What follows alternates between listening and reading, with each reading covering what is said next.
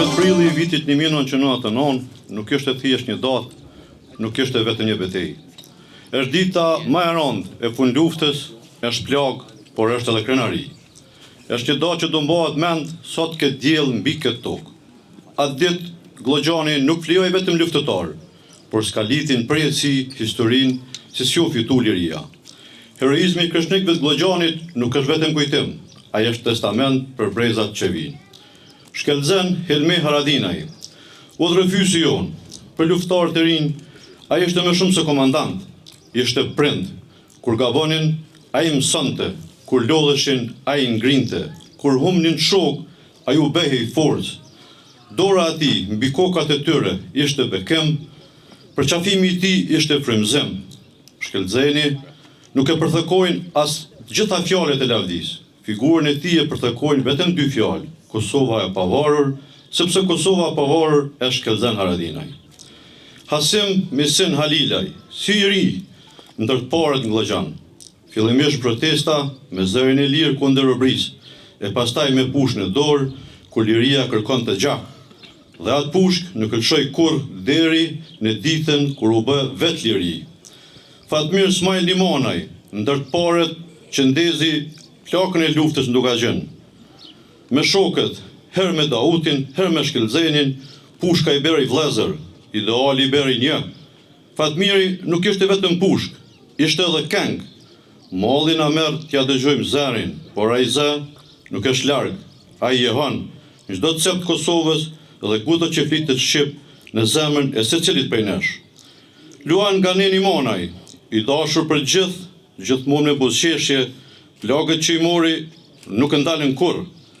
Este përpara, drejt luftës, drejt shokëve, drejt atyre që i donte më shumti, drejt lirisë, drejt fitores, drejt asaj që ne jetojmë sot mbi flijimin e tij. Agim Ale Selmanaj, trimi me shok i trimau. I ndau data arenjes, por kur nuk i ndau nga ata që sot i përkujtojmë. Bashkë edhe sot, atje ku janë, në dritën e lavdisë. Cili dini me këndu nga ju ushtar, kështu tha komandant Ramushi, atë natë të rënd, kur u dha lam të mirë në fundit këtyre trimau. Sepse trimat nuk vajtohen, për trima këndohet. Sot këngaruhet për një dasmë, atë që nuk e priti Shkelzeni, ajo këndohet, por ajo këndohet në zemrën e secilit në dasmën e Luanit. Lufta na i mori më të mirët, por ata na lanë më të mirën pas, lirinë dhe këngën. Kjo datë krenarie, vite më pas, u kthy në një dhimbje tjetër. U vroan veri, një lajm që theu shpirtin, thuaj se nuk mjaftoi ajo që kësaj toke i dhan Baca Elmi e Nena Ruke. Enveri mori rrugën për pej për përvjetorin e Shkelzenit të shokëve të tij. Një rrugë që doli e fundit, një përvjetor që u kthye plagë mbi plagë. Në Gloggjan nuk u kthye më i gjallë. Ai u bashkua atyre që i lakmon çdo ushtar, ju që kës, herojve të kombit. Sot kujtohet edhe një burr i madh, Abdullah Babalia, një burr që u priu djemve Gjakovës, që qëndroi krah për krah me trimat që i kujtojmë sot. Një emër që jeton gjatë në kujtesën tonë kombëtare.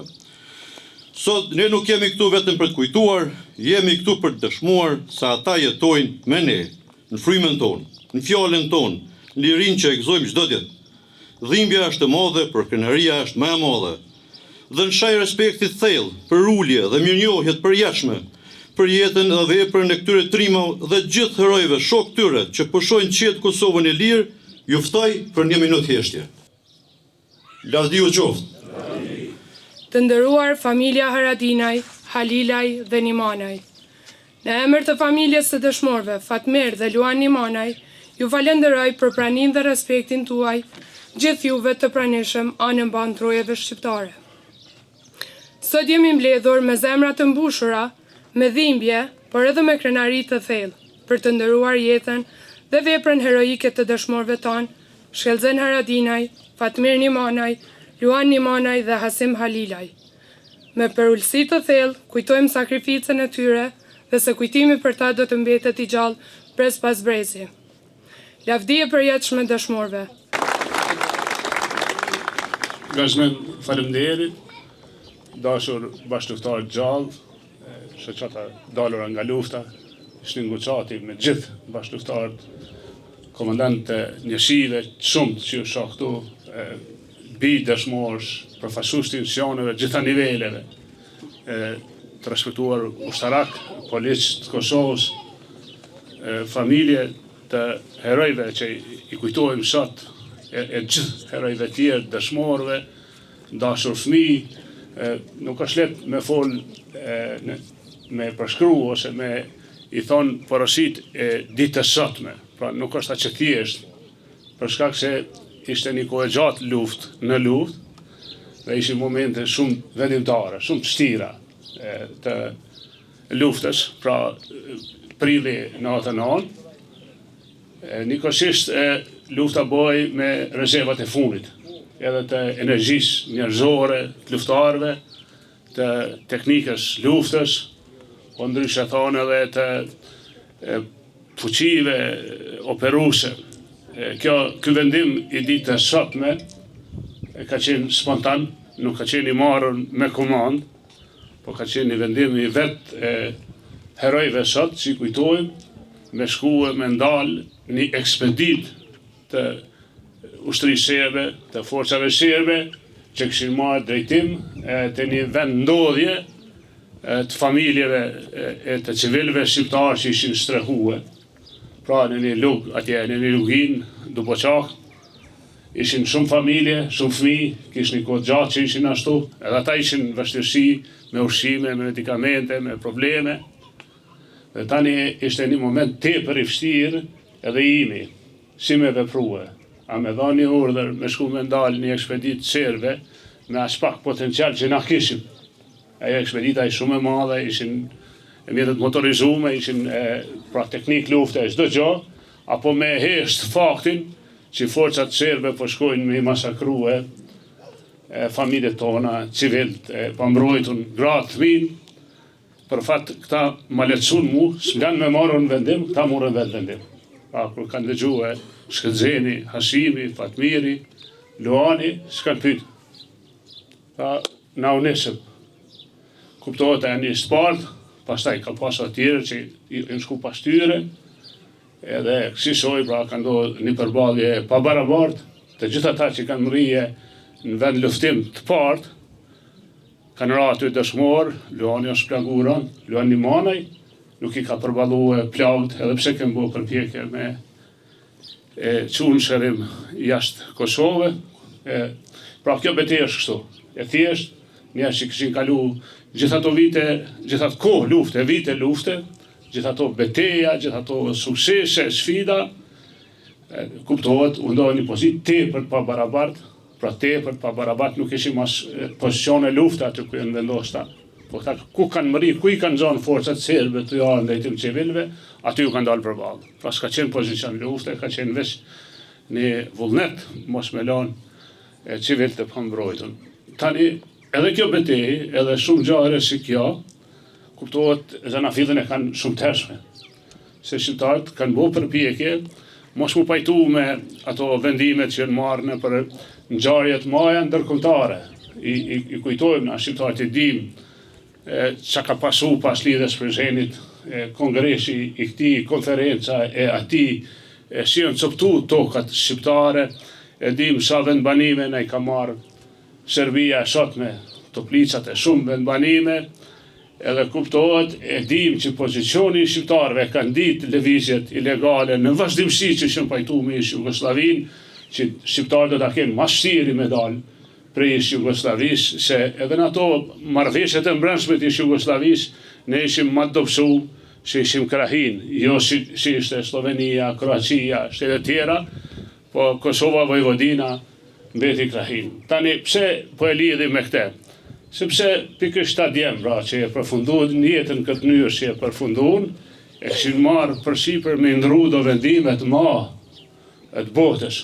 Pra me lkun do pllaka tektonike me cilat bota kishte jetuar mbi 50 vjet. Pra jo vetëm të luftës dytë botërore, disa prej këtyre vendimeve ishin edhe shumë më të hershme prej mbretërisë që e ka udhëheq këtë zonë dikur.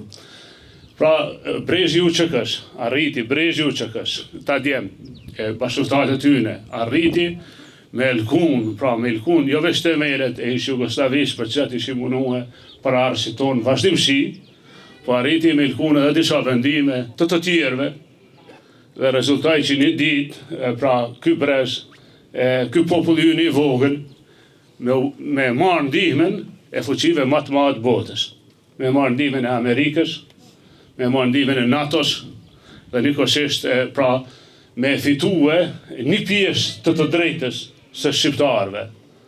Pra një pjesë të drejtës së shqiptarëve në Ballkan, jo të tërën, po një pjesë megjithatë është e fituar, Kosova e pavarur, sovrane, ju ka shtuar Shqipërisë 12 edhe një e drejtë.